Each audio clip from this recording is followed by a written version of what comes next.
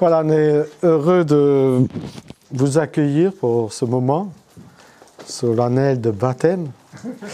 Donc ça aurait pu être un baptême par aspersion puisqu'il y a de l'eau qui coule, mais on va procéder au baptême par immersion. En tout cas, on est heureux d'être avec vous, de pouvoir passer ce moment ensemble. On va vous dire quelques mots sur le baptême. Donc on remercie la famille qui nous accueille pour ce temps de joie, ce temps de fête, où nous voulons ensemble entourer notre chère Lauriane. Lauriana, pardon. Ben, vous voyez, je vous ai réveillé. Hein. Enfin, je ne savais pas comment vous réveiller et j'ai dit je vais le faire. Ben, je m'en sors bien. Donc, quelques mots sur le baptême pour ceux qui pourraient être un peu surpris ou qui sont là pour la première fois ou qui n'ont pas vu de baptême par aspersion, puisqu'il est question d'un baptême par aspersion.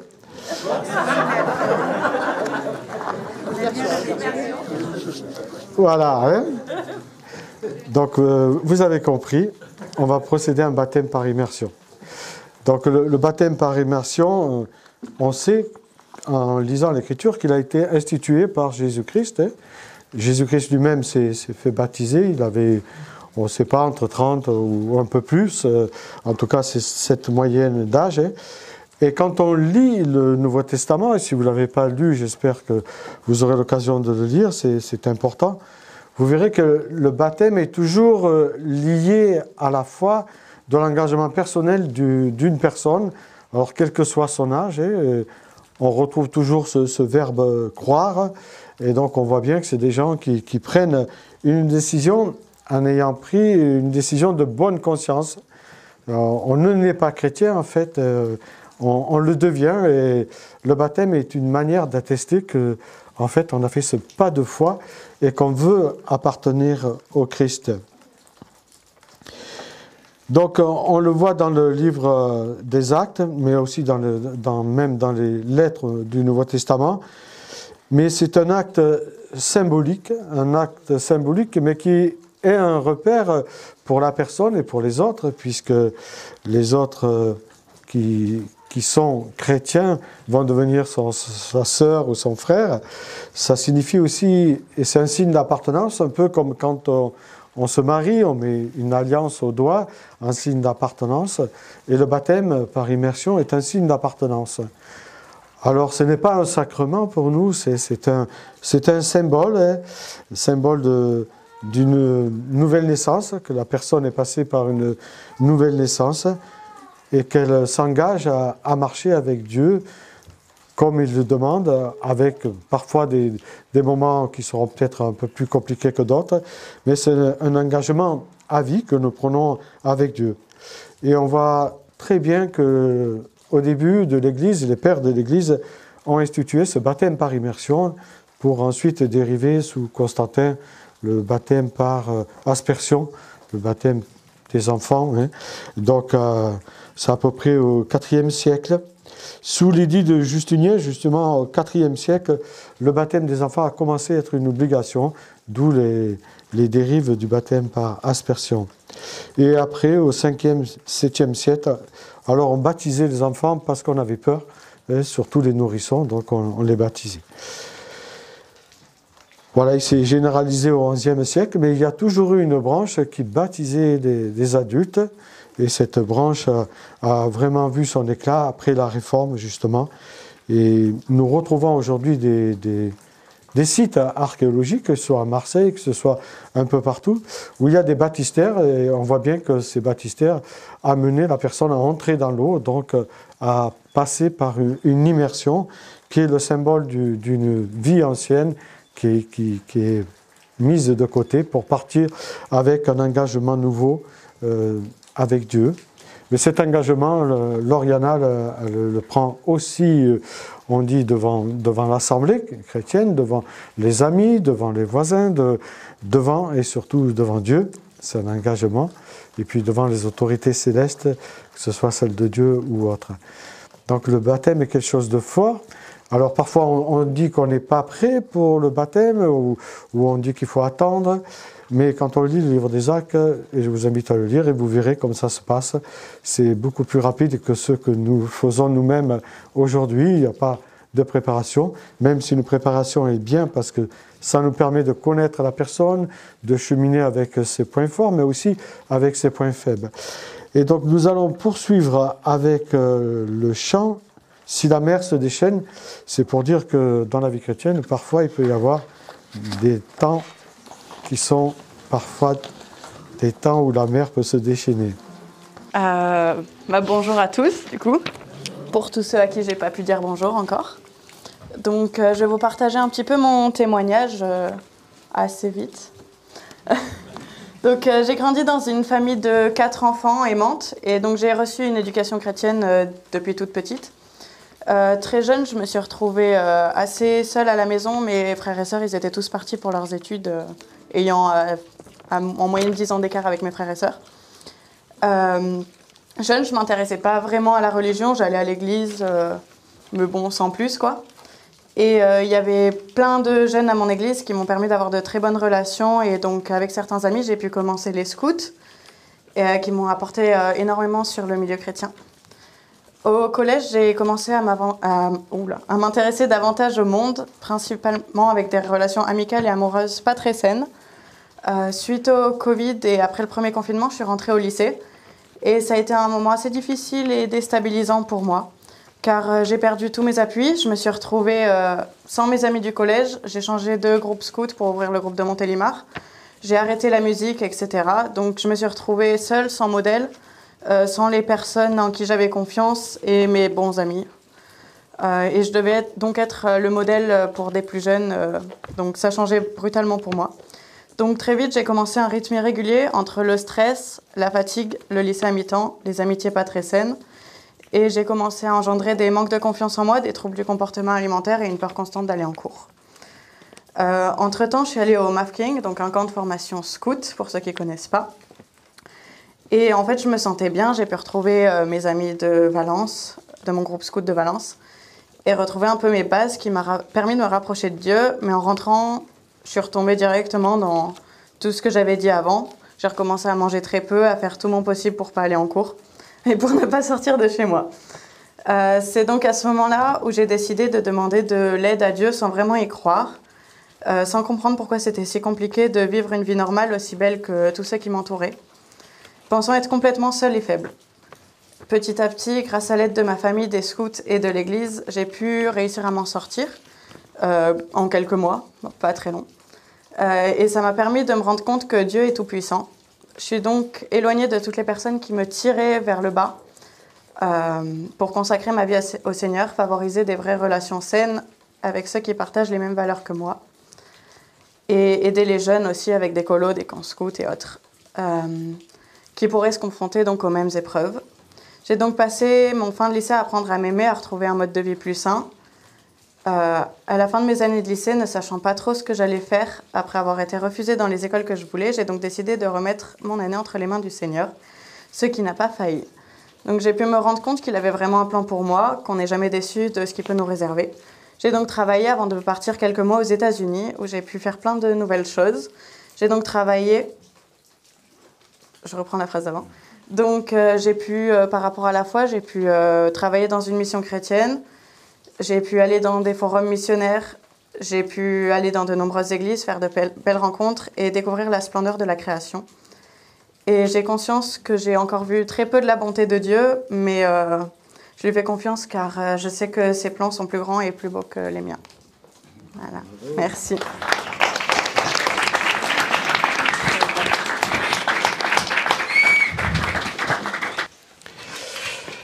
Voilà, le texte qu'elle a choisi, Lauriana, c'est Éphésiens 2:8. C'est par la grâce que nous sommes sauvés par le moyen de la foi. Cela ne vient pas de vous.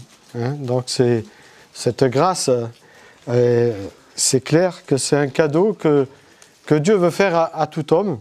C'est son plus cher désir que Dieu voudrait que tous les hommes le connaissent au travers de sa création, au travers de beaucoup de choses. Dieu se manifeste. Cette grâce est un cadeau et la Bible nous dit que c'est un cadeau immérité. On n'a rien mérité. En fait, c'est Dieu qui nous l'offre. Alors, parfois, ce cadeau, on le laisse de côté plusieurs années. On a peut-être fait un catéchisme, c'est peut-être bien. Hein. Il n'y a rien de mal à avoir fait un catéchisme. On a peut-être eu une instruction religieuse avec nos parents. Et puis, on a laissé ça de côté. Ou on a fréquenté une église et puis on s'est un peu éloigné. On a mis cette grâce de côté. On ne l'a pas vraiment saisie, on l'a entendue, mais on ne l'a pas reçue. Et justement, l'apôtre Paul parle d'une grâce qu'on reçoit, qui nous amène une réconciliation avec Dieu, mais qui nous offre aussi une réconciliation avec les autres. En tout cas, si vraiment nous vivons cette grâce, elle nous donne cette assurance aussi qu'on appartient à Dieu. Pas parce qu'on est meilleur, mais parce que ce cadeau qui nous a tendu, on l'a reçu, on l'a pris, on se l'est approprié, malgré qu'on n'était pas, on pourrait dire, des hommes et des femmes parfaits. Et justement, cette grâce nous parle d'une rencontre, parce que parfois, on peut dire « je suis issu de famille protestante ou de famille catholique, donc je suis chrétien ». Et on peut se croire chrétien, mais la grâce va plus loin, elle parle d'une rencontre qu'on fait avec celui qu'on appelle la résurrection à la vie, c'est-à-dire avec le Christ. Et ce Christ, quand on le rencontre, il peut nous guérir de notre passé, comme l'a dit Lauriana. Vous savez, Dieu peut cheminer avec nous, et quand on est prêt, il peut amener une guérison intérieure au fond de nous. Ça peut être ce qu'elle a parlé, mais ça peut être beaucoup d'autres choses. Ça peut être des choses qu'on peut être aussi dépendant. Et justement, la grâce nous donne cette puissance, cette force de laisser de côté toutes ces choses-là pour aller vers le Christ. Et en fait, on peut dire que ce vase émotionnel qu'on cherche à remplir par quelque chose, Dieu va le remplir par son amour si vraiment on l'accepte dans notre vie. Et à partir du moment où on vient à Dieu, où on lui confesse son péché, Dieu nous dit que nos péchés, il les met au fond de la mer. En fait, il écrit une nouvelle page, il veut écrire une nouvelle page avec nous. Peut-être qu'on n'est pas prêt à écrire cette page encore, mais ce qui est sûr, c'est que quand on écrit cette page avec lui, alors tout change. Notre vie prend un autre sens, elle prend un autre goût, elle prend aussi le goût d'une aventure avec Dieu, parce que comme on l'a chanté, il peut y avoir des moments aussi qui sont compliqués dans la vie, mais la différence du chrétien et du non-chrétien, c'est que Dieu nous accompagne, il peut nous relever aussi. Et dans sa parole, Dieu nous dit qu'il voudrait que, en fait, tous les hommes soient sauvés. Et si on est là après-midi, je ne crois pas qu'il y ait un hasard, Dieu permet qu'on soit là. Il veut nous parler aux uns aux autres d'une manière ou d'une autre. Alors cette voix, on l'entend, cette voix, on peut l'occulter, on peut se boucher les oreilles, dire c'est pas pour moi, c'est religieux. Mais la Bible va plus loin qu'une religion. Elle parle d'une relation que l'on peut avoir avec celui qui a donné sa vie pour nous, afin que quiconque, justement, et ce quiconque, ça peut être n'importe qui, croit en lui et la vie éternelle. Lauriana a vécu cette grâce, mais la grâce n'est pas aussi une excuse et un prétexte pour faire n'importe quoi. Et Romains 6 nous en parle, c'est pas parce qu'on est sauvé par la grâce qu'on va vivre n'importe comment. Non, on demande à Dieu justement de vivre comme sa parole nous l'indique. Et c'est vrai que c'est pas toujours simple, pas toujours facile pour nous, mais la puissance de la grâce peut nous aider à marcher comme cela. Elle peut nous aider à apprendre à aimer notre prochain, à aimer même celui ou celle qui nous a fait du tort. La grâce, c'est quelque chose qui est merveilleux parce qu'on le reçoit, et quand on le reçoit, elle nous donne cette force qu'on ne comprend pas. Il y a des gens qui ont reçu la grâce et qui ont arrêté directement de fumer. Moi, je ne peux pas en parler, je n'ai jamais fumé. Mais je sais que les gens qui ont vécu cette expérience-là ont été délivrés d'un coup parce qu'ils ont reçu la grâce. La grâce n'est pas aussi quelque chose qui nous fait rentrer dans le il faut ou on doit, dans un certain légalisme qui nous enfermerait dans des lois. Non, elle est là pour nous amener une relation amoureuse qu'on peut avoir avec le Christ. Et cet engagement est sérieux, c'est un engagement que l'on prend devant les uns et les autres, un engagement aussi qui est à vie. Et c'est une question que Dieu nous pose à nous. Est-ce que vraiment tu as fait ce pas de foi avec moi? Est-ce que vraiment tu as cette assurance du salut si jamais tu devais quitter ce monde? Parce que ce monde, tôt ou tard, nous allons le quitter, nous le savons, hein? Mais l'essentiel, c'est d'être préparé. Certains ont et se font baptiser encore aujourd'hui au péril de leur vie. Et c'est pour cela qu'on peut se poser la question, où ces gens sont complètement à côté de la plaque, ou alors ils ont vécu quelque chose avec Dieu qui leur permet d'outrepasser la peur, d'outrepasser la souffrance ou la persécution. Et c'est cela la grâce. La grâce nous donne cette force d'affronter les difficultés d'une autre manière. Et moi, je vous inviterai justement à lire la Bible, à découvrir qu'est-ce qu'est la grâce, pour que justement vous puissiez avoir cette relation avec Dieu, comme elle a parlé Lauriana. Elle avait entendu parler de Dieu. On peut entendre parler de Dieu, que ce soit quand on a été jeune ou moins jeune, ou par des collègues de travail. Mais ce qui est important, c'est un jour de le rencontrer. Et Dieu veut se révéler à quiconque a le désir de le rencontrer. Alors bien sûr, il peut nous déranger dans notre vie, parce que ce qui est écrit dans la Bible, parfois, est en contradiction avec ce qu'on entend ou ce que l'on voit autour de nous. Mais Dieu peut nous aider justement à outrepasser tout cela et nous donner la force d'aller plus loin avec lui. Et donc, aujourd'hui, on est heureux de pouvoir partager ce moment avec vous, ce moment de Lauriana qui va passer par les eaux du baptême. Mais avant, on va justement chanter un chant qui parle de tout donner. Vous savez, le chant, parfois on chante, on ne fait pas attention aux paroles, et pourtant les paroles, elles ont un sens. Quand on chante, on dit c'est quelque part s'adresser à Dieu, hein, c'est prier à Dieu. Et donc quand on chante ce chant « Je te donne tout », ça veut dire qu'on est prêt à faire un acte de foi envers lui. Lauriana, est-ce que tu crois que Jésus-Christ est Dieu? Oui, je le crois. Est-ce que tu crois que le Saint-Esprit est aussi Dieu? Oui. Est-ce que tu crois que la parole de la Bible est la parole de Dieu incarnée? Oui. Alors nous te baptisons au nom du Père, du Fils et du Saint-Esprit. Oh, la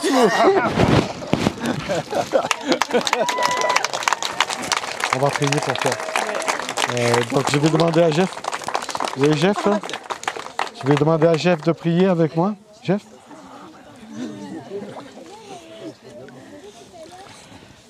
Tu veux que je vienne au bord? Ouais, on va se mettre au bord. On va se mettre au bord et on va prier pour toi. Tu peux mettre la main sur ta fille. Hein? C'est bien ça. Voilà. C'est bien. Seigneur notre Dieu, nous te remercions pour ce temps avec Lauriana, pour cette décision qu'elle a prise de marcher avec toi. Nous te prions de la bénir, de l'accompagner dans les bons comme les moments difficiles.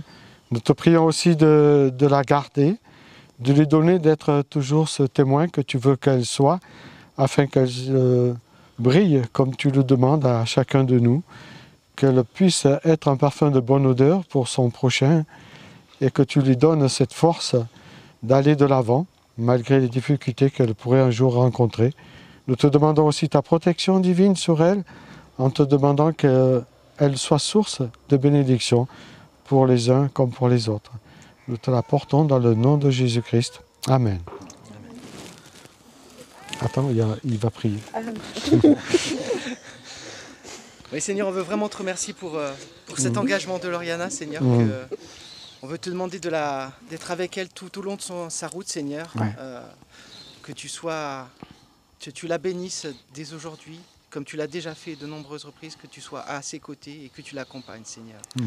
Merci pour ce choix extraordinaire. Merci de nous permettre aussi d'être là avec elle.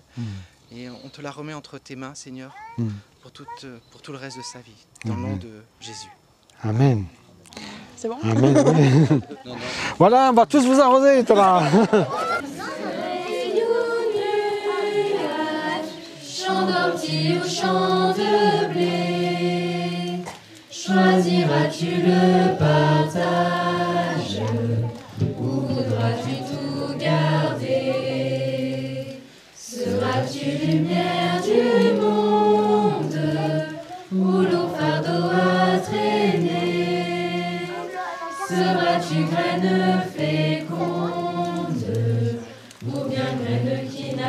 fermée. Seul tu traces ta route, la voie où tu vas t'engager.